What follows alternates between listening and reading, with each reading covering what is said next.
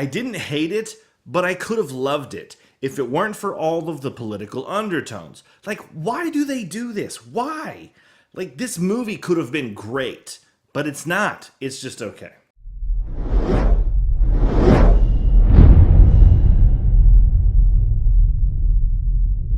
Hey movie watchers, welcome to today's review of Aladdin, starring Will Smith, Mena, Naomi Scott, and Marwan Kenzari. Aladdin was directed by Guy Ritchie, even though it didn't feel like it. And if you're new to this channel, I'm going to talk about my likes, my dislikes, and then give you the breakdown. And all of my reviews have spoilers in them, so consider this to be your one and only warning. Okay movie watchers, let's review. So the movie starts off with Will Smith basically telling his kids a story, and it kind of has, you hear music, but we basically have Jafar sending another person into the magical cave to die.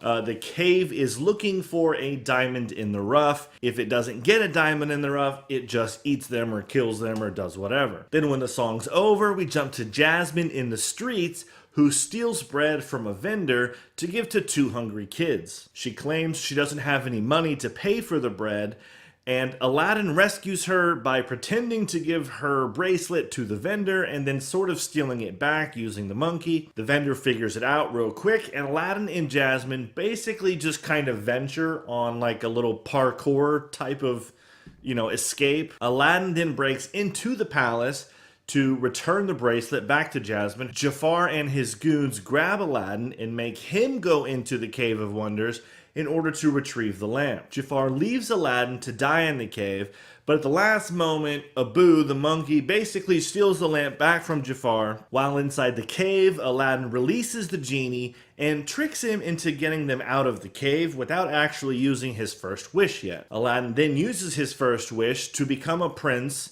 and the genie stages this entire setup and entrance and this whole big show in order to get into the palace to hopefully get a date with Princess Jasmine. Aladdin does get invited to the dinner party where he does impress Jasmine, and then they kind of go on this magic carpet ride all around Agrabah and sing a whole new world. Jasmine and Jafar actually both recognize that Prince Ali is Aladdin, and Jafar sends his goons back after Aladdin. This time, they tie him to a chair and kick him off the balcony to see if he's going to save himself using a wish. The genie works within the gray area of making wishes and saves Aladdin, but Jafar has already stolen the lamp and now rubs the lamp and receives his three wishes, first one being to be Sultan, the second one to be sorcerer, and then the third one to be the most powerful person in the world. Genie uses his gray area again to interpret that Jafar ultimately wants to be a genie, since genies are the most powerful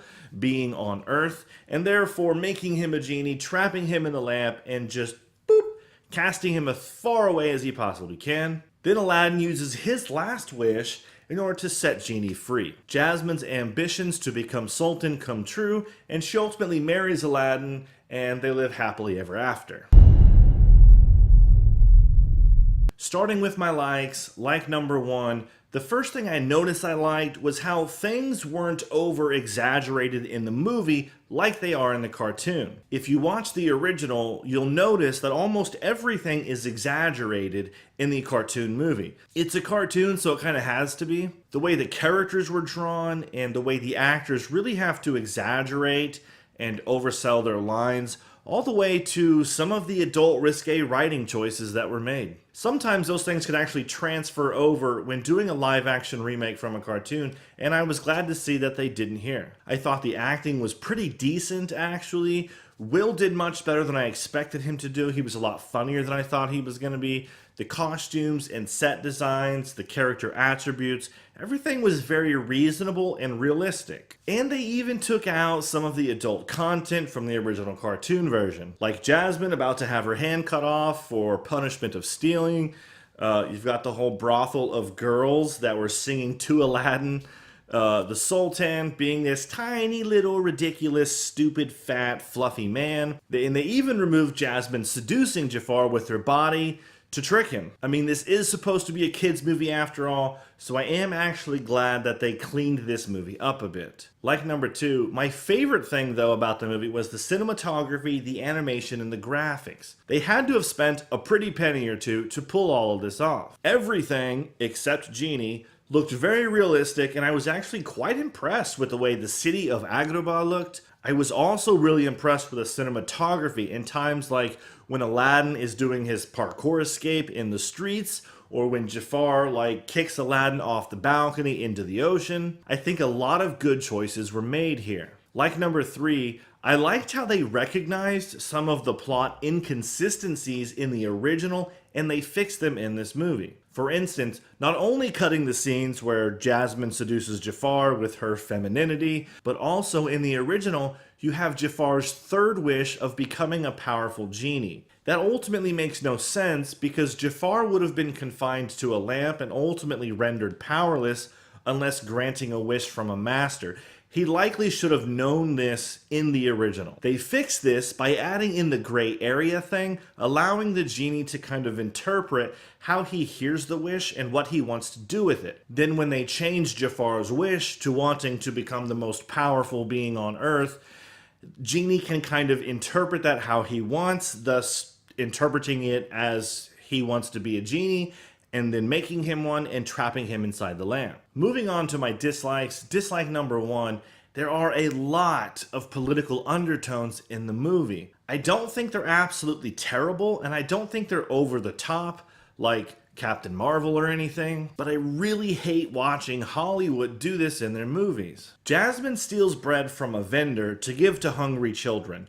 I know it's in the original movie, but they should have fixed it. Then when asked to pay, she looks appalled at the vendor would ask her such a thing, then says that she has no money. What kind of princess doesn't have any money to pay for 2 loaves of bread? What kind of princess is so stupid and naive to think that she can just take food from a merchant and just give his product away? You see, Princess Jasmine now looks extremely ignorant and is basically just pushing a socialism kind of agenda here. I mean, it's Hollywood, so I guess I shouldn't be surprised. Then for the feminists, you have Jafar telling Jasmine it's better that she's seen and not heard on more than one occasion. They also changed Jasmine's original ambition of marrying for love and marrying on her own terms, which is normal and is actually a really good story to tell, especially once you consider the culture of which this story represents and how women are often mistreated, forced to marry for political reasons or for money. And instead, they replace her ambition with becoming the Sultan, which is really just another name for ruler. So the princess now no longer wants to love and marry on her own terms, and now she just wants to be the ruler. Then you have her whole speechless song and the dance routine and men disappearing into dust. I didn't think it was just absolutely horrible. Again, I think they did a pretty decent job at blending some of these things in with the movie. So it's a little more subtle. It's not as cringeworthy as it probably would have been if Brie Larson had anything to do with it. But it's still there. It's still noticeable.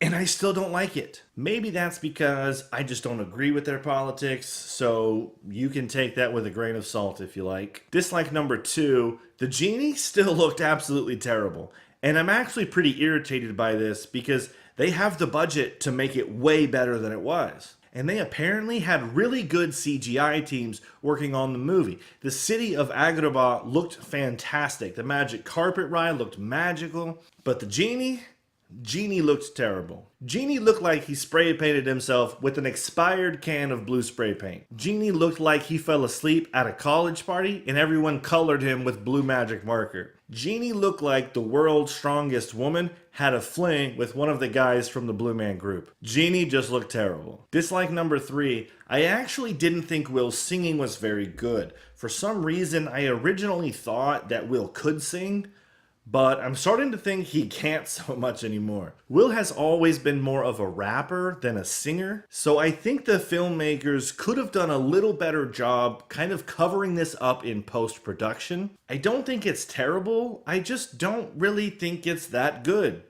at all. I do think his acting was good in the movie, he's hilarious, just not his singing. Movie watcher question. What is your favorite live action remake so far? And what is your most anticipated live action remake coming soon? I will put my answers in the comment section down below. Okay, movie watchers, here's the breakdown. I'm giving the writing a 5 out of 10 because they updated some things that were bad in the original, but they also added in some of their own modern politics, and I don't like it. The acting is getting a 7 out of 10. I was surprised by Will's acting and still enjoyed Naomi's acting, but wanted to see a lot more from Marwan in the role of Jafar, and I also expected more from Mena in the role of Aladdin. The cinematography gets an 8 out of 10, as I think it was really well thought out and well planned, but some of the CGI needed a lot more work. Namely the Genie. I'm giving the directing a 6 out of 10. I am a huge fan of Guy Ritchie. In fact, I don't know anyone who isn't a big fan of Guy Ritchie. But that means that you have high expectations when you see his name attached to a movie. I didn't feel like this was a Guy Ritchie movie. Movies like Snatch, Rock'n'Rolla, Sherlock Holmes. You can see and feel the Guy Ritchie in those movies. Aladdin didn't have that for me. I actually forgot that he was even the director once the movie started, and by the time I left the movie theater, I didn't even remember it was Guy Ritchie until I was actually putting my thoughts together for this review. So overall, Aladdin gets a 6.5 out of 10 from me. Thank you for watching. If you enjoyed this video, please like, subscribe, and share for me. I've got more reviews and discussions coming your way. So check back soon for those, and I'll see you on the next one.